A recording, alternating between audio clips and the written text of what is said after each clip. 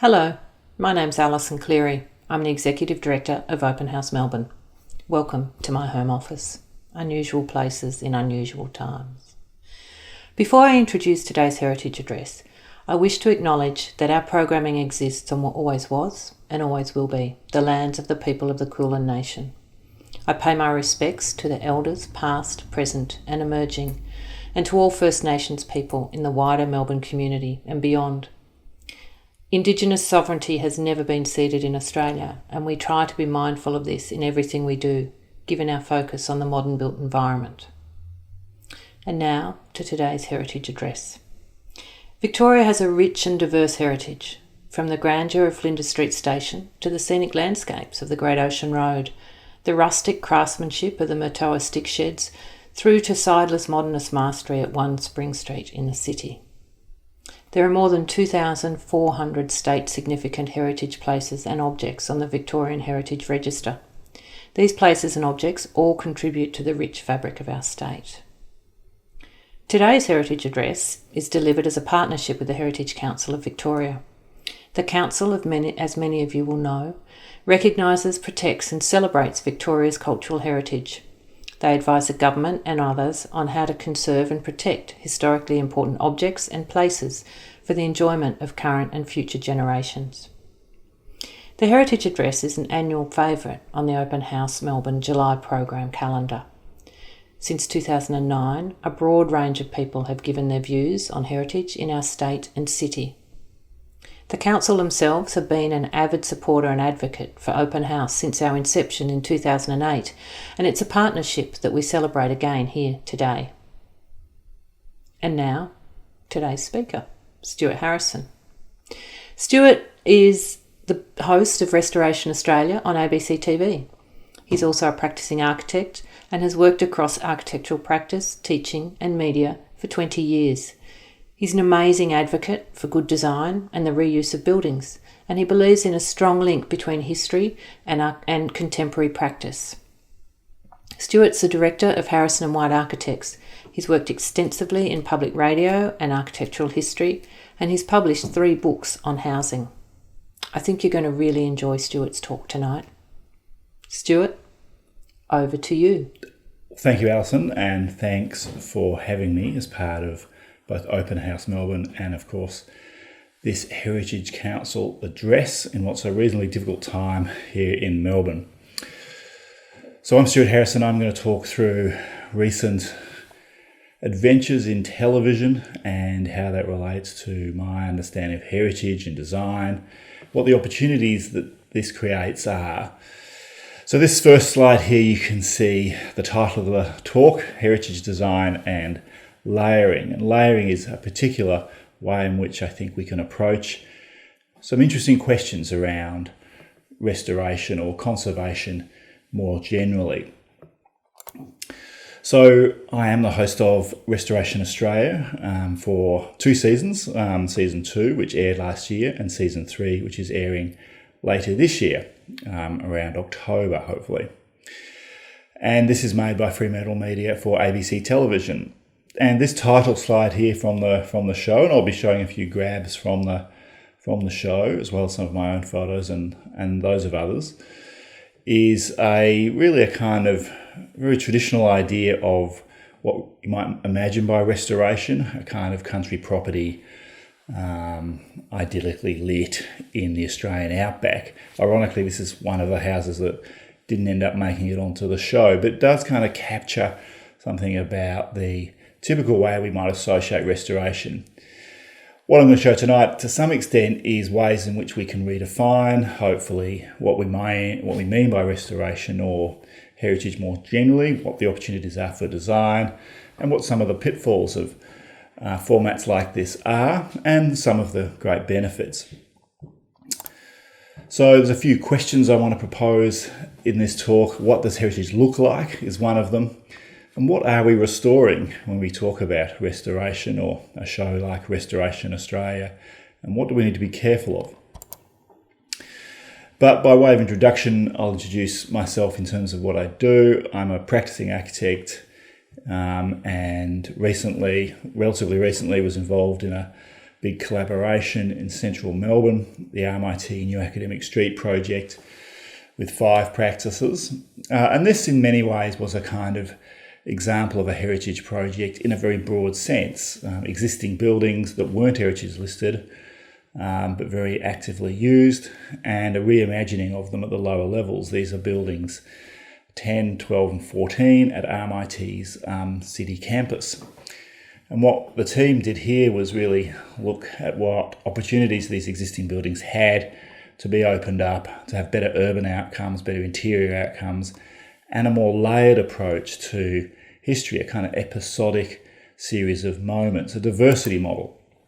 That was the Bowen Street side, and this is an image here on the Swanston-Franklin Street corner, which my office worked on closely, as well as one of the new laneways that connected spaces together. A lot of things were exposed as they were found.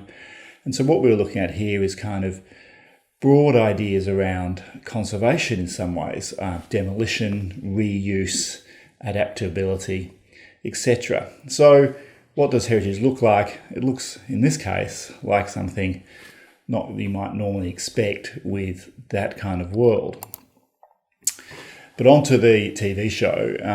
One of the things I wanted to talk about, and that project that we just saw is a good example of it, is this idea of elective heritage, which is where you choose to keep an existing building when there is no, say, for example, historical significance, heritage listing or heritage overlay. So there's not a thing compelling you to keep it.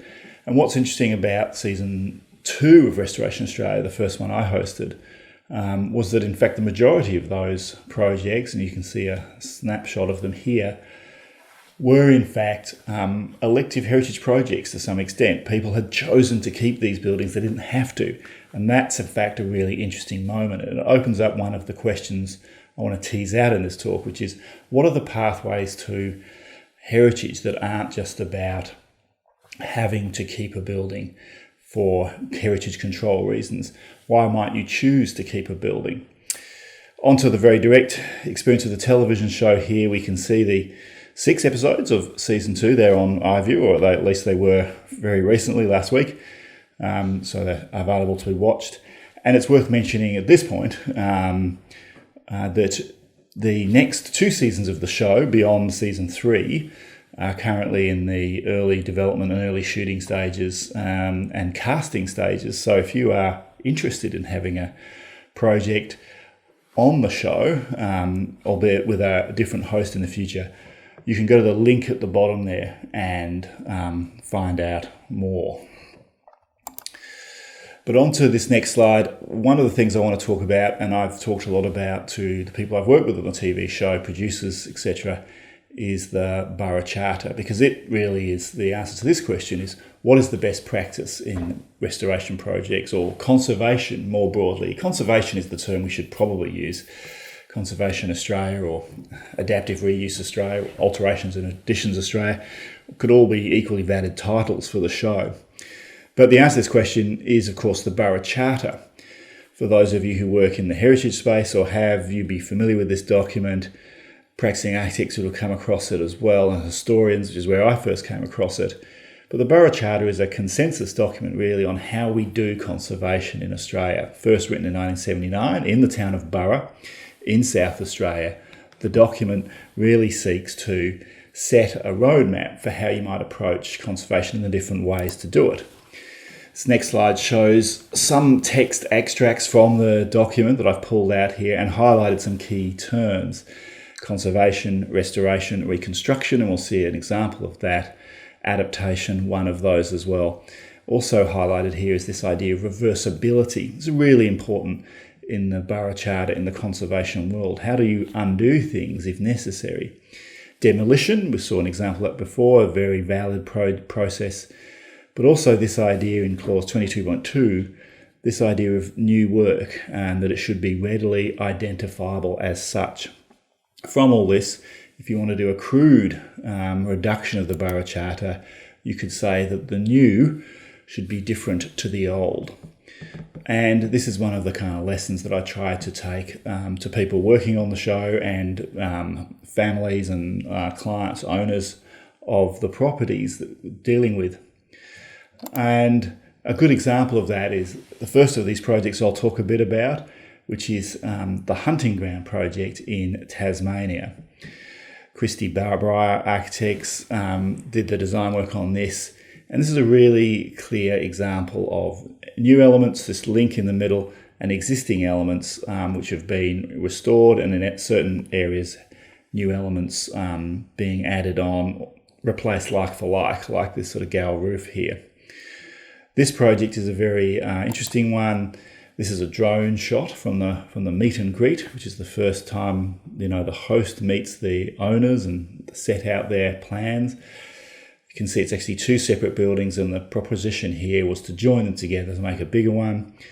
And what was created was this very clearly delineated room in the middle that used as an entry space and flexible space, but also framed a wonderful view in both directions up and down the Jordan Valley. We can see here a floor plan by the architect who unfortunately wasn't featured in this show, and brings into question some of the bigger issues around attribution that these kind of shows deal with. Often the architect is not featured, though we have examples where they are, and landscape architects, but sometimes it's seen as being a bit too complicated, unfortunately, and the motivations are often seen as coming from the owners or was directed themselves, when sometimes they actually have quite a bit of help. This really should be sorted out, and people should be attributed correctly. So this drawing here by the architect involved in the project, Christie, you can see the scheme, central space in the middle, which is both a deck and a kind of glazed room, and then the existing cottage is repurposed. We can see also here a couple of shots inside the central link space. One on the left there, a bit of a quick introduction to the idea of what a film crew on a show like this is, which is super minimal, really pared back as much as possible. The show is not expensive to make in itself, but it takes an enormous amount of time because we're dealing with real-world projects, often multiple years. So what we see there is a sound operator, a camera operator, and an episode producer. And I'm doing a piece to camera there, which is the camera pointing at me. So that's kind of what I would often see.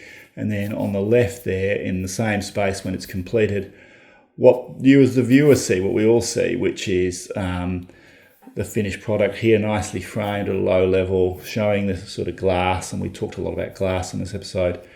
And here I am with the lovely clients, Dale and Michael, for the final visit, which is the reveal, a sort of commonly used term these days, as we talk about the finished outcome and their journey, ups and downs, to get to it. And I guess from my point of view, what I'm interested in, what are the design moments? And really, the way all this glued together with this link was really the central part of the design discussion. One more shot of the lovely Jordan Valley here. Again, this is shooting a little piece, but also reminds me that there's certain things that the show doesn't end up covering that it probably should. Indigenous history, which is pretty complex down in Tasmania. So the show never necessarily does a great job of all these histories, and a layered approach to history, more sort of rigorously looked at, would be able to allow for these, I think, more appropriately. So, as I alluded to before, I'm interested in this question of what are the other reasons for promoting the reuse of buildings, especially when you don't necessarily have to. So some of those reasons might be sustainability. The most sustainable thing you can do with the building is reuse it. Authenticity. There's a certain level of convincingness of a building that's already there, but it can, of course, be reinvented.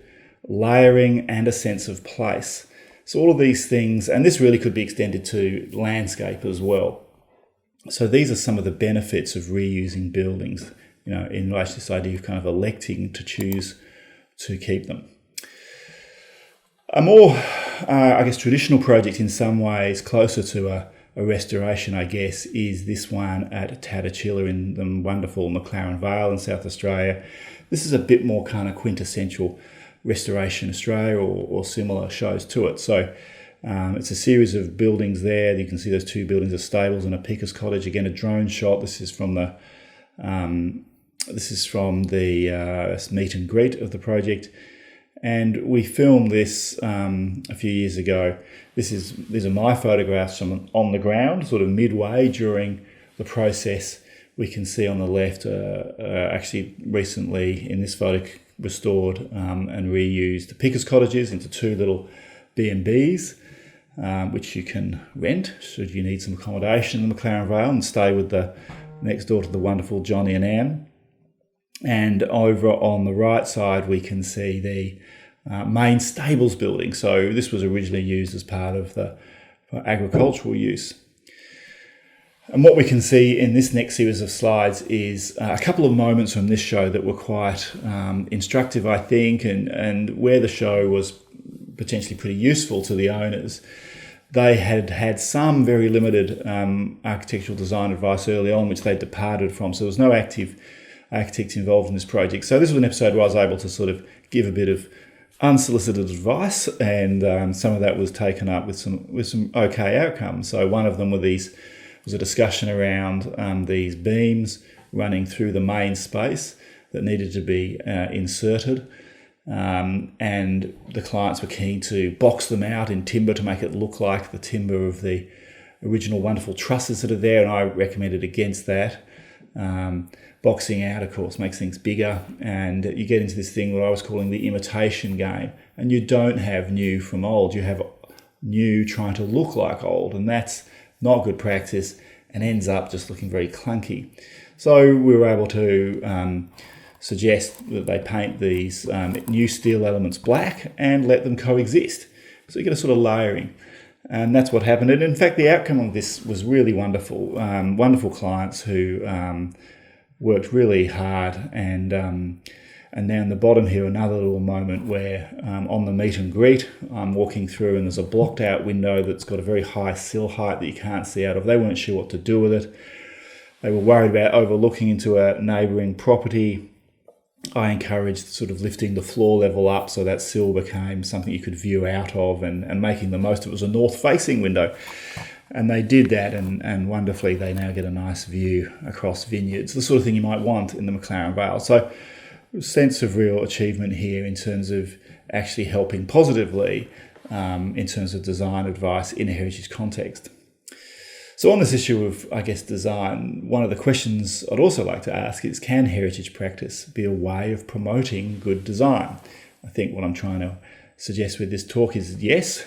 And why is good design important? There's a bit of writing on this these days, but good design is linked to, improved outcomes in a variety of building types, well-being, performance, all those sort of things in workplaces. So good design is kind of essential, and there is research that makes it clear that good design actually saves money over time as well. So I'm going to use this next project in Victoria to talk a bit about quite a design-led process. So this project is in Frankston South here in Melbourne. It was known as the Jack Clark House. It was an early Hopkins-Clark project from the 60s. And the architect for the reworking of it was Martin Architects. And we can see here a drone shot from the meet and greet. We're sitting on the edge of a sealed up swimming pool that was ultimately demolished. There's a story arc around that in the episode. And here we had a really good story, I thought, because we had a young couple, so not, quintessential sort of an older couple, who are deciding to keep a modernist house in the suburbs rather than knocking it down and replacing it or with a big house or subdividing it. And so these were really noble aims. And so this was really being driven by a great attitude. You can see the sort of high amenity of the surrounding area that was created through this suburban context, lots of tree planting. And we were able to talk quite a bit about modernism and the importance of gardens and outdoors and landscape more generally. So in some ways, this project was about kind of what you do and what you don't do. So here's a drone shot from the reveal. Landscape has literally just gone in here. It's now more wonderfully established. But there was a sense here of actually what was already there was actually really good. But there were some significant design changes, and I'll touch on those in a minute. One of the tensions on this project, sort of interestingly enough, was that the owners were doing everything right.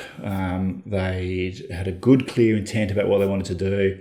They interviewed architects, they picked a good architect, they had a realistic budget, they engaged a good landscape architect in Simone Bliss, and ended up with a really good outcome. And a TV producer is always looking for those moments of conflict and crisis and despair. And to a large extent, they didn't happen, but I was keen to sort of suggest, well, actually, it would be good to have an episode where kind of things go right. There were a few little dramas and a few concerns, not without merit, around how much change was happening, particularly in the bedroom wing. But in the end, we had something that reinforced, or in some ways finished, the original building, made it better. The point is made by the architect in this project that, the materials used here weren't necessarily designed to last forever. The fundamentals of the house were good. The design moves, that connection with outdoors, and actually a wonderfully generous connection to the street, which I find incredibly refreshing in a world obsessed with fencing and fortressing. These are some of the more beautifully composed photographs of the completed project. We can see here a completely rethought kitchen area, and it now opens substantially up onto a north-facing pergola. So it actually, really does a great job of being both the original house and a contemporary intervention in this sort of layered way. And in some ways, the new and old here are a little bit blended, which I think is interesting. And again, in very good hands, that's an approach that can be really supported. So I want to come now to this idea of conservation and, I guess, conservatism. And I've sort of alluded to this, but interesting, this question about whether conservation is fundamentally conservative, or at least sometimes, and whether it needs to be. What are the motivations behind conservation? And I'm going to use this next project, which is quite contentious, as a way of talking to this. This project is known as the Gas Regulating House, or Gasworks, I think, on the show in North Melbourne. The architects were Multiplicity and A Wonderful Landscape by Mel Ogden. This obviously is a bit of historical context here. This is the former Gasworks site next to Arden Street, North Melbourne Football Club's home ground. And the gasometer, which you can see there, very dominant in the cultural memory of North Melbourne football fans, demolished some time ago, even though it's the most significant feature. And then what's right next to it, and you can see in both these images quite small, is the sort of infrastructure that supported that, which was actually quite finely detailed classical building. And so the owners of this show purchased a portion of that, which was in this condition when they purchased it, and then sought to kind of work out how to reinvent it. This image here is slightly deceptive because originally this building was full of gas pumping equipment. It was actually essentially a very attractive shell to a industrial use. It had become a kind of a combination of uses over time. But the clients purchased this, and the TV show became involved as well to follow the story of them converting this. And I thought this was an exciting opportunity to talk about adaptive reuse, another valid form of conservation, how you change use and you do modifications to support that new use and respect the heritage fabric. And so, and it was quite a design-focused design project. We can see here in this wonderful Emma Cross photograph the insertions made into this space. Controversially, the pod in the middle caused a lot of consternation at the time, maybe still does. But you still get a sense of this complete room and these elements slotted into it. So this, a principle of removability, new, different from old, is all very clear. And a really strong sense of layering and spatial definition in really interesting ways. The sort of downside of this was that it was seemed to attract quite a lot of negative attention, and what you might associate with a conservative group of people around sort of civility were reasonably aggressive in their commentary, and this was quite distressing to both the owners and architects and others involved in the production, and was taken very seriously. And it made me think around whether all of this was worth it, and whether this was a good opportunity to actually talk about design.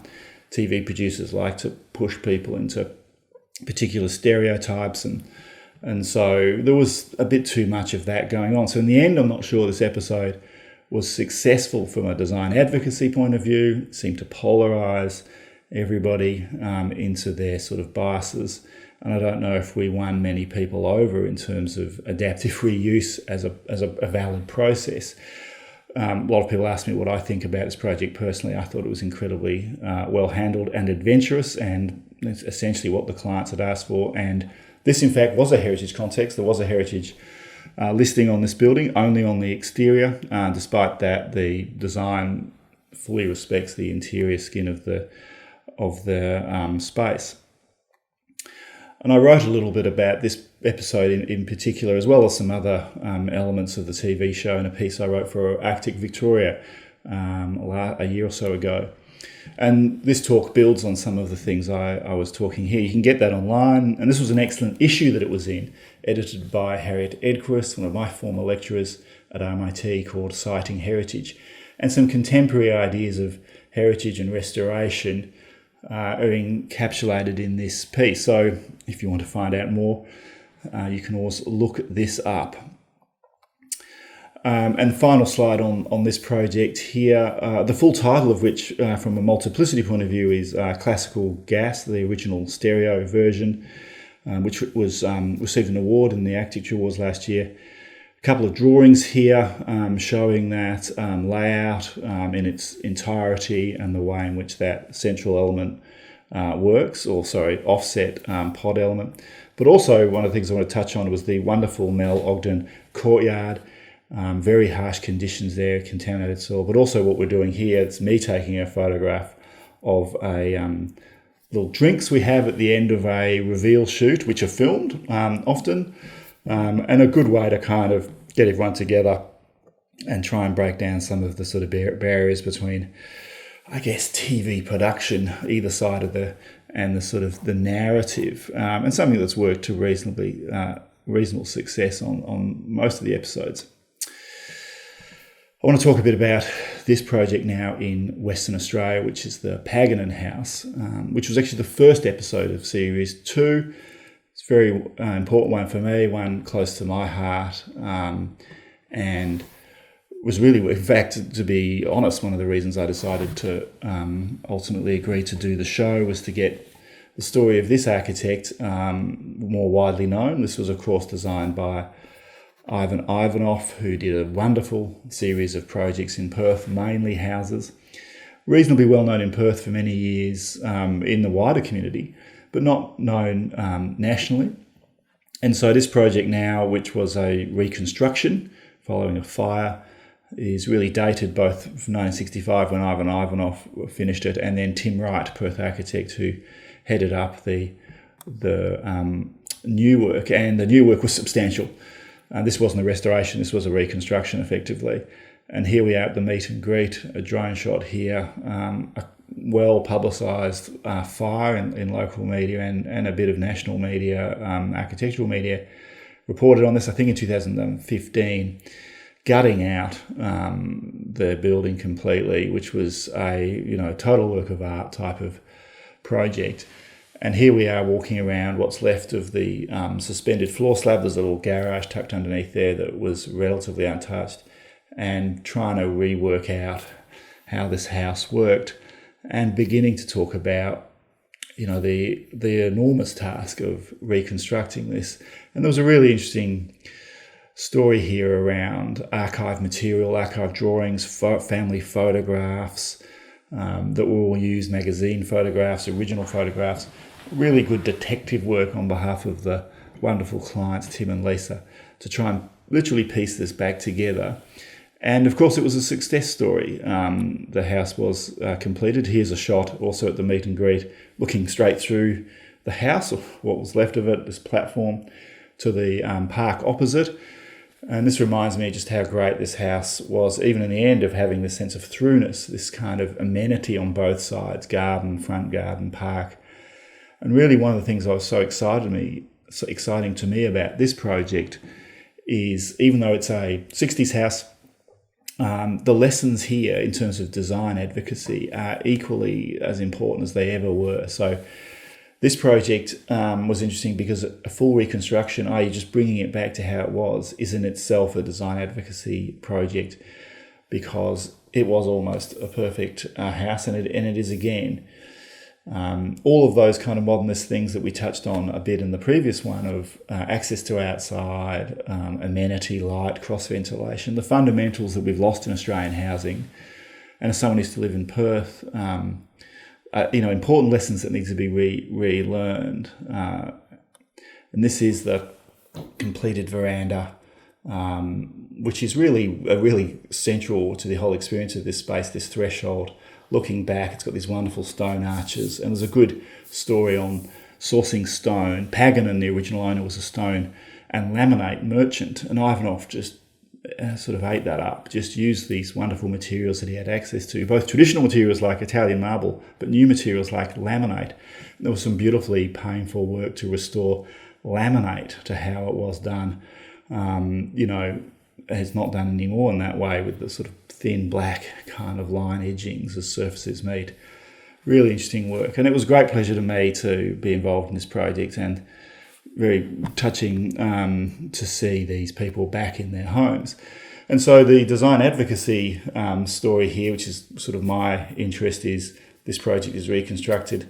The way a TV producer looks at this is quite different. They're involved really in the personal story of the project. Both can work and coexist. Both, in fact, can be layered. The remnants of some drinks there from the end of the shoot on that celebrated bar, and that's some of that restored laminate I was just alluding to. And then after these drinks, going back outside, I hadn't actually seen this project at night either, recently, or indeed in its heyday when I used to live in Perth and I knew this house as an architecture student in Perth. But it was this wonderful coloured lantern and rich, deep, layered series of colours, and not minimalist at all this rich material, but all this rich light. A really wonderful project brought back to life, and almost a sort of public building in some ways in Perth's cultural memory. So very satisfying to see that completed, and a real highlight for me. And this episode really is the benchmark for all the work we've done on the show, both in terms of the story, the way it's shot, the way it looks, and probably my enthusiasm for it. So I want to come on to one of these other questions I want to touch on, which is, how do we layer the past with our contemporary understanding of place? I guess this is a way of talking about that we can never go back to the past, and we probably don't want to. So we always see things through our contemporary understanding, and our contemporary understanding of place and occupation is quite different. And that needs to be evident. And I think, we need to, and that's a way of celebrating new elements as well into a project. And so if we look at the Pegannon house, for example, that we just saw, that house has been reconstructed now, and that is always part of its history. It is not now a 1965 house. It's a 1965 house and a 2018 house, and that's now part of its story.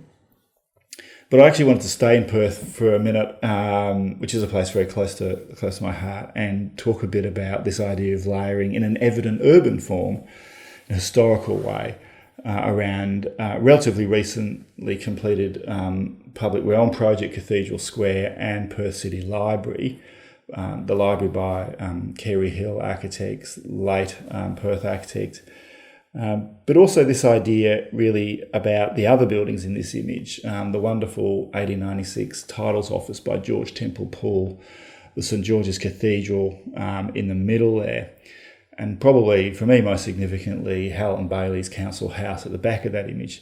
Now this series of buildings talking to each other, all at different important moments in a place's history.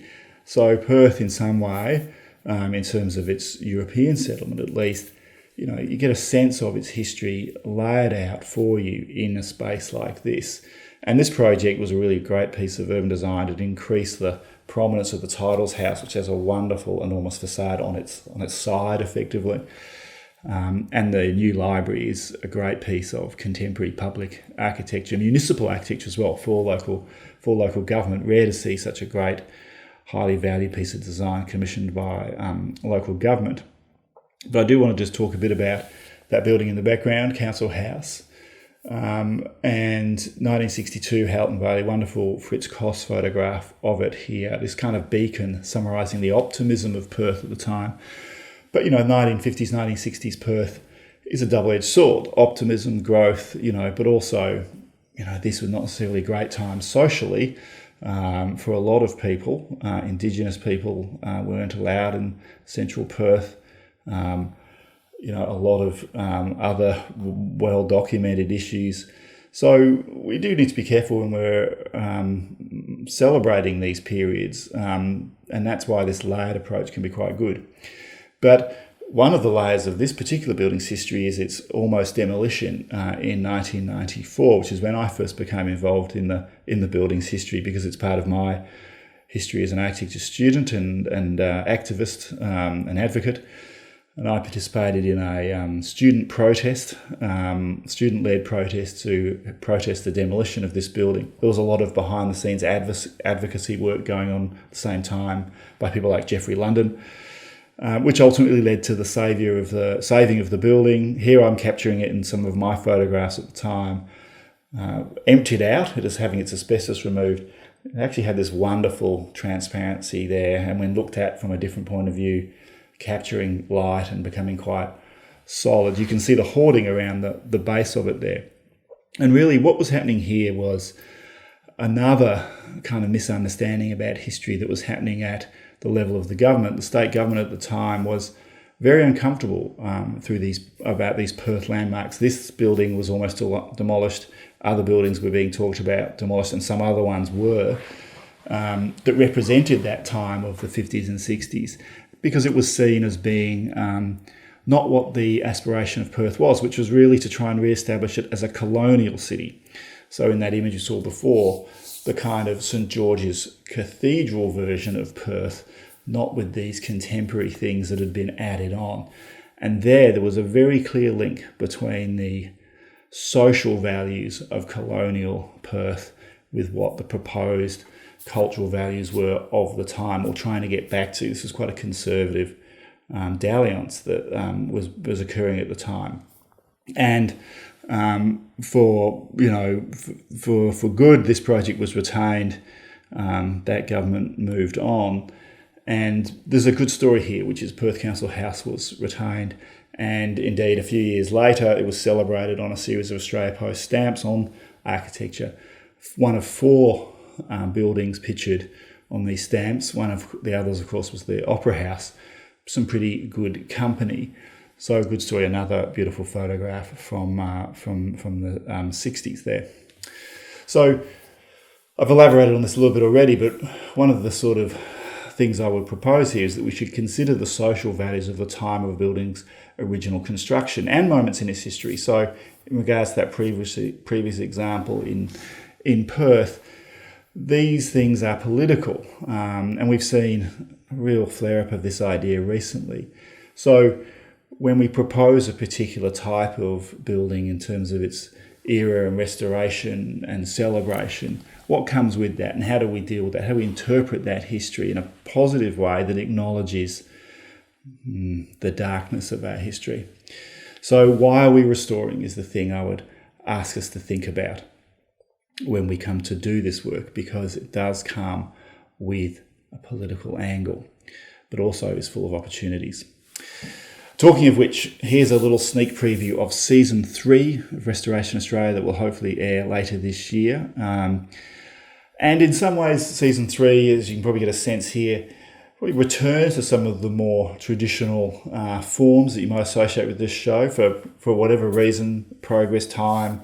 A lot of the more 19th century projects will end up in this next series, and you get a bit of a sense of that. Here's 3 of what will be 7 or 8 projects that will be in the next season. Well, thank you for joining me in this difficult time. I would encourage you to look at the back catalogue of the Heritage Address, particularly recent ones, Kirsten Thompson, Tim Ross, as they talk through their experiences and their ways of understanding this space. Thank you.